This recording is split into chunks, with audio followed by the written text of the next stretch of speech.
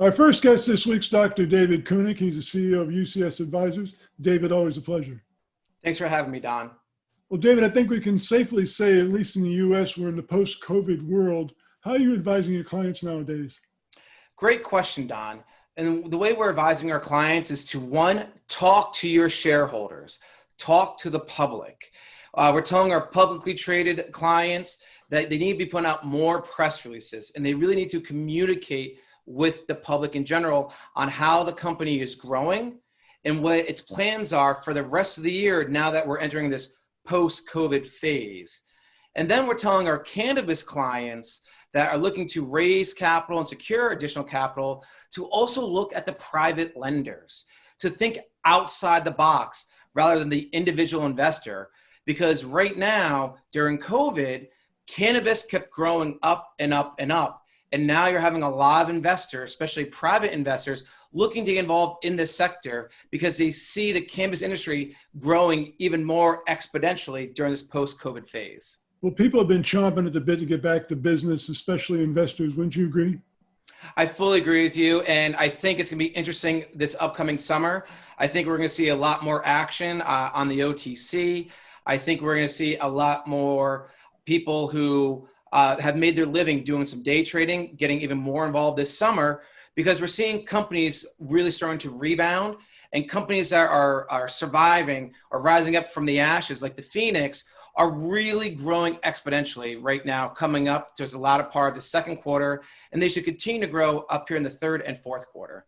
What's interesting is there's been some changes. A lot of companies have figured out that their employees are just as productive working from home. You're absolutely right. And what's interesting is talking to some of our clients, they have actually instituted new rules where you don't have to go to the office maybe 1 or even 2 days a week. And to see their employees' productivity level actually be more productive and to rise up, it's really showing that the companies are adapting right now to the new post-COVID world that we're in right now. Now, you mentioned at the top of the interview about press releases. Why is that so important? It's so important because we're seeing too often, especially companies in the microcap sector, they're only putting out information on Twitter or Instagram or some other social media platform. If it's a real piece of information about the company, put it in a press release. Let all the shareholders know, because you have a lot of people that will go and buy your stock and be a shareholder, but they don't check Twitter. They don't check Instagram. They only check press releases. So if you have a nice big announcement to make about your company, put out a press release first, then follow it up with social media. Do you think it's a cost factor? Because a press release can cost $500 to $1,000. I agree with you. I think a little bit is of a cost factor, but let's call a spade a spade. If you're pinching pennies that much and you can't spend a few $100s on a press release, then why are you even putting out the news? Well, I agree with you, because when you're looking for financing, financiers and funders, first place they go is see what kind of press releases you're putting out.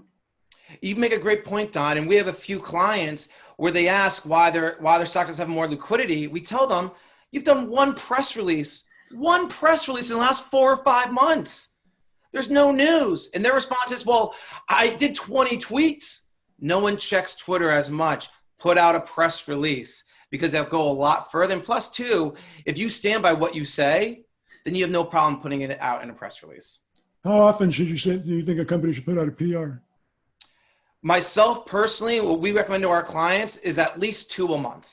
There's no reason why you should not put out at least 2 press releases a month.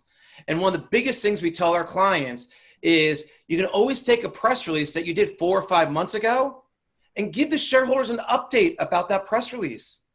People will talk about new websites coming out or new products that came out 3 or 4 months ago. Well, talk to the shareholders now how that product is doing, how sales are going. Give people a company update on how the company has been growing and continues to grow. They can also react to news that's reflecting their industry as well. Exactly. A great point, Don. You hit the nail on the head on that one. Once again, UCS Advisors, Dr. David Cunic. David, your insight's always valuable. Thanks for joining us. Thanks for having me, Don. Really do appreciate it.